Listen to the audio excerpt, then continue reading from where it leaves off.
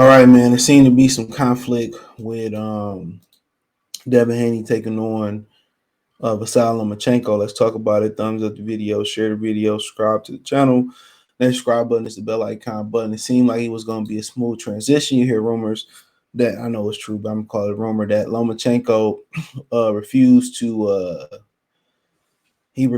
to fight Devin Haney in Atlanta for whatever reason that was. Not sure. Could have been the purse could have been smaller, but I'm thinking like he really don't have in my opinion, I'm thinking he shouldn't have a choice. You not the A side here, and you at the mercy and will of Devin Haney. It should be everything that Devin Haney want to do. You know what I'm saying? Lomachenko ain't no big ticket puller. You know, he ain't Canelo where Canelo could be the challenger, but he really the A side. This ain't that. Okay. But apparently there's been some conflicting reports from the top rank side of the street that, you know, this fight might not happen or might be having trouble finalizing it. And it seemed like the negotiations was moving smooth. But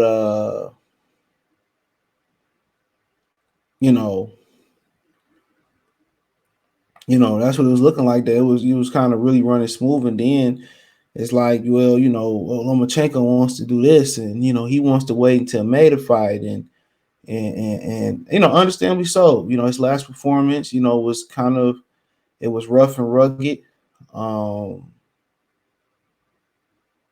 It was rough and rugged, and coming from the war, he probably needs more time for preparation. But you know what? That really ain't Devin Haney fought. That really ain't Devin Haney fought.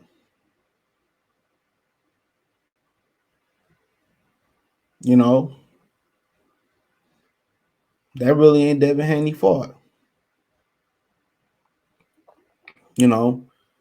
So you see him saying that it's pretty much done. But we get to the other part. He said the fight essentially made. We're looking for a site in the day that'll be announced shortly. told Sky had lunch with Bill Haney, Devin's father, and Devin joined us, and they're all ready. They're lovely people. That fight will happen either before or right after Ramadan because Devin's is a religious Muslim. So we can't do it during Ramadan, but we could do it before or after. So I discussed all of that with the Haneys, but they're on board for the fight, So that's what he's saying. They cool with it. It's going to be before or after Ramadan, which is in April. And one of the reasons I love Ramadan is because, shit closed early during the pandemic or whatever like that. But during Ramadan in Dearborn, which is the highest populated Arab city in America, since they only can eat after sundown and before sunrise, their restaurants open all night. So you think about pandemic, it's like the South. You go to the South, their restaurants closing at 6, 7, 8 o'clock on routinely. That's how they do down there, But during the pandemic, that's how it was up here in Detroit. But I knew I can, you look at something to eat late, I knew I could slide to Dearborn, and for most time they stuff open. So that was the great thing about it. And still like that. I mean, Subway open at 2, 3 in the morning. It ain't like I live in New York or California or nothing like that. You know what I'm saying? But yeah, you seem like Lomachenko one more time to prepare. You know what I'm saying? And he probably rather choose to go after Ramadan. And Devin's saying, well, I'm having problems making this weight, and let's get this over with. I'd rather do it sooner than later. I don't care about what you need. And at the end of the day, when you got somebody who got a preference and all that type of stuff, that's cool. That's cool.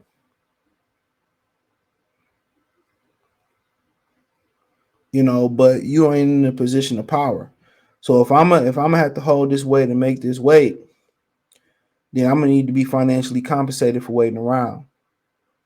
That's what it's gonna be. I'm gonna need to be financially compensated for waiting around. Straight up and down. So that's what I tell them if I'm them. But Lomachenko didn't want to give me a shot. So why are we waiting on him? You know, that's the crazy thing about it. Why are we waiting on him? You know, what if I want to fight 3 times next year or whatever it is? So, but you know, that's up to them. That's up to them. But it says Lomachenko delaying the fight until May hinders Haney's ability to make weight. Devin says he's prefer to fight Lomachenko before Ramadan. Mean he wants to match the current February, early mid March.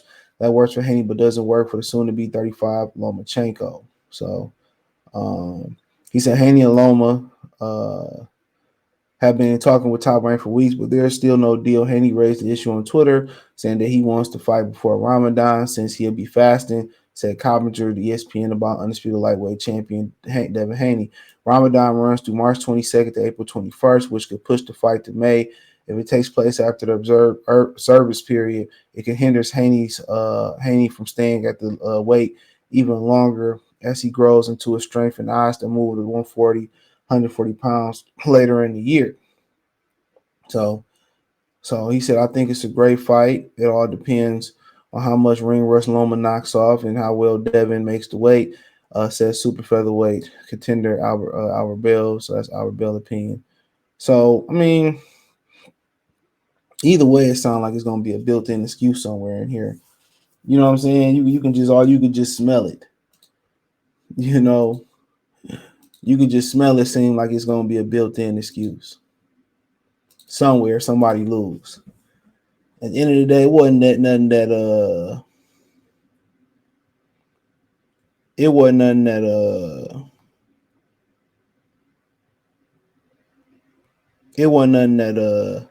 Lomachenko could do about the war and going back to defend, you know, his family and stuff. What could he have done? Really nothing. So, you know, for Devin, Ramadan coming up, what else could he have done? You know, go against his religious beliefs? I don't believe so. So that's my opinion on it. But you know, this fight looking to become a little bit more more difficult to make than it originally sounded like. So you know, Lomachenko, you would think, you know, I don't know if he's dealing with an injury or whatever, or what's the deal with him taking so long to get back in the ring. But you know, when you had all the belts, you could have made the fight happen. You didn't. So at the end of the day, I'm not. At the end of the day, I'm not pressing his. I'm not bowing to his preference. Either it's take it or leave it, or I'm accommodated for waiting. It's one or the other. It's take it or leave it, or I want to get accommodating for waiting.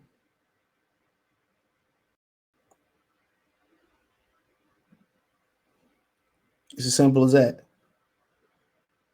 I don't know which one they gonna choose.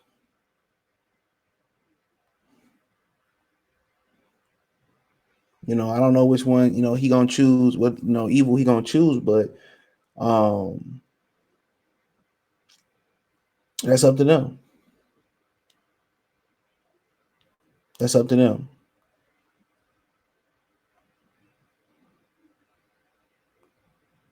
That's up to them. But look forward to the fight. That's something that I might consider going to. Bill is a good dude, man in his word. That's the only thing you really can ask a dude to be. Man his word, solid. Solid. So I don't have no problem going to support Bill. Even if Bill don't fought on PBC, I put my shit, you know, to the side and I support them. Lomachenko, I met him. Cool dude. Manager gave me a bunch of you know, long time interview. He was cool. I ain't getting no bad vibes from none of them. So, like I said, I like both fighters. They both want to go for greatness. Devin Haney spun the block on Lomachenko, even though he didn't have to. You gotta respect it. You gotta respect it. Ain't no other way but to respect it. So, you know, Bob Arum, you know he got to put the best fights on. You know, and while he putting the best fights on, right? The thing about it is he building a future, army of young fighters. So he trying to get the next generation. While PBC, is living for today. The top rank in Matchroom, they building for tomorrow. They in it for the long haul. Eddie Hearn been dropping money. Eddie Hearn been dropping bags of money off in the ghetto, signing a lot of young talent. A lot of that $1 billion that he had, or that credit line, whatever he had, a lot of that money went to a lot of young and up and coming fighters. And they said Eddie Hearn was coming to the ghettos and buying up young and up and coming fighters. I ain't want to say buy like he a slave master, nothing like that, even though his daddy did say that. But you know what I'm saying, giving them contracts, and like I said, he got a lot of young killers on deck. OJ the Juice Man say on deck, okay. So that's what a lot of people don't know. Eddie Hearn been investing into young fighters before Bob went on his spree of signing a lot of young fighters. He been investing into, he been had a little scout team going. He was going to the ghettos, dropping the bags off. What I was explaining to me. So he got a lot of young and up and coming fighters that he didn't sign that you're gonna be hearing about pretty soon. But that's all I got. Give me what you got for a poke chop. But appreciate y'all, man, for supporting the channel as always. Thumbs up the video, share the video, subscribe to the channel, and the subscribe button is the bell icon button. Hit all notifications, increase your chance to get notifications.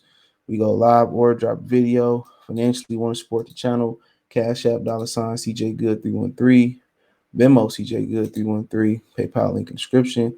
Hit the link tree. Find me on Twitch, Twitter, Instagram, Spotify, Anchor, Cash App, Venmo, PayPal, Apple Podcast, Google Podcast, the whole nine. All my social media links are in the description or in the link tree. You hit the link tree is the first link in the description. It's a link that take you to multiple links. It's 100% safe. Appreciate y'all. Let me know what you girls and guys think in the comment section. Peace.